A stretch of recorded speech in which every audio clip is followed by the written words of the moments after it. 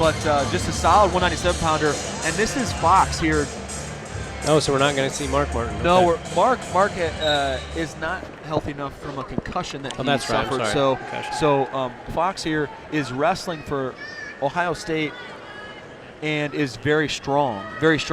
Not that skilled as a technician or anything, but works extremely hard and is always in the weight room, which is in the wrestling room, but he's always in the room and working hard. So a good way to fill in the spot here. But we'll see how he matches up with someone like Studebaker. Let me ask you this. Nick Tavanello is a very solid heavyweight, and now he's not going to be wrestling because of Snyder.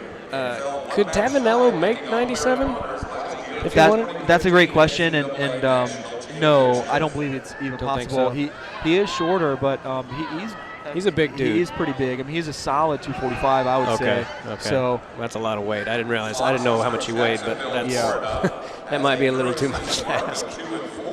We're just going to need you to cut 47 pounds.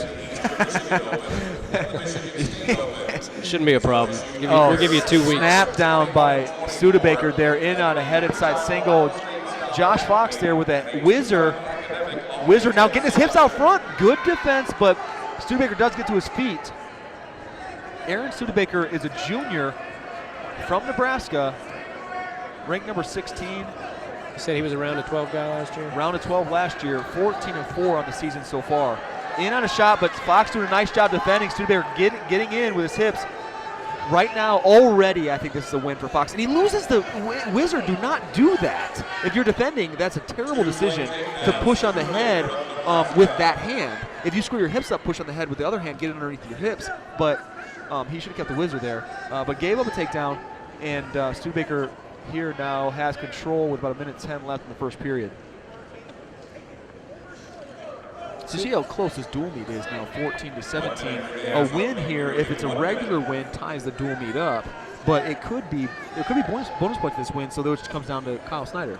Either way, it comes down to Kyle Snyder, who we're not expecting losing as an option, obviously. No, he's wrestling Colin Jensen, and he should definitely be a favorite in that match. Not that Colin Jensen's not as good, solid wrestler. He definitely is. Yeah, Colin Jensen, ranked number 17, I mean, is a good wrestler, but no way is he going to be able to defend Kyle Snyder's takedowns. And I think I wouldn't be surprised if it's a technical fall by takedowns. Well, they might. Well, I don't know if they'll need that or not, but see how this plays out. See, right now, I don't see how that's not stalling on top, personally. But you never see it. They never call it. Stalemate's called. I could see that. I could see what you're saying there, and I would not be. I would not argue with the stalemate call because you can't really do too much there. There was only one leg in. Definitely both legs. You could see maybe a stalling call, but I guess if you're active with your upper body, they're not going to call stalling. Well, a lot of times, like they'll ding the bottom guy, and the guy on top will have both legs in and double arm bars, and I'm like, what do you expect that guy to do? and absolutely, I agree with that too. You can't ding the bottom guy if you can't go anywhere. Yeah. You always hear, he's riding hips or doing. If you're parallel with the wrestler in bottom, the top guy is in the arena where he could get called for stalling. Yeah, and it's fair. It drives me crazy sometimes. I mean, I haven't seen it bad in this duel at all, but I've seen some where I'm just like, man, come on. You can stall on top. It's possible. And the look of determination on Josh Fox's face in the bottom position there. He's trying to get up and out of there. Yeah, you can tell he's a tough kid. Aaron Studebaker, though, again, like you said, lost a close match to Morgan McIntosh, the number 1 ranked 197-pounder in the country, just this past week. Yeah, they went into rideouts. So this is as close as you can get. And so far, this match is going very well for Josh Fox, who's a strong, solid college guy, who,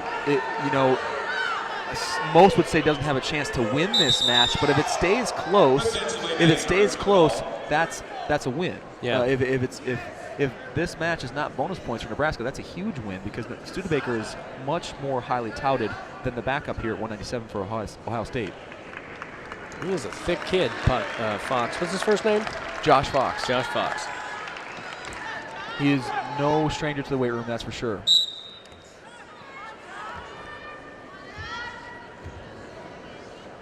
So Studebaker with that near wrist. Now kind of it was almost half a spiral ride there. Now a tight waist, grabbing Fox's ankle, lifting it up here.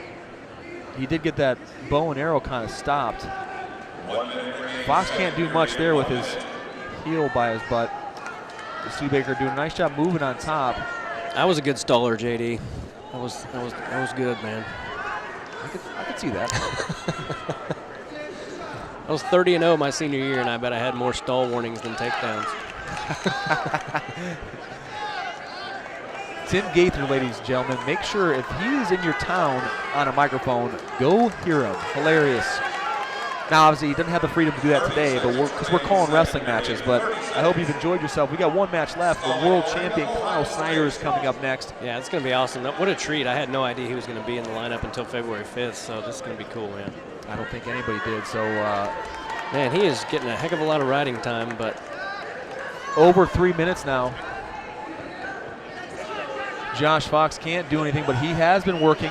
Neither man, I guess, has been stalling whatsoever. They're both working for things, but Studebaker trying to turn a very strong college wrestler. This is a great example. Okay. So Josh Fox, a great kid, works incredibly hard, but has a very low skill set when it comes to the technical side of wrestling. Right. But he's very strong, and he's a college Division I athlete. Yeah, he's a grown man. And Studebaker, who is much more, I guess you could say on paper, talented and technical, cannot turn him. Right. For a whole period, could not turn him. So that's a very good example. That's college wrestling right there. Yeah. You've got two guys trying very hard. The score is only 2-0, although Studebaker, again, we're talking on paper here, Studebaker is much better.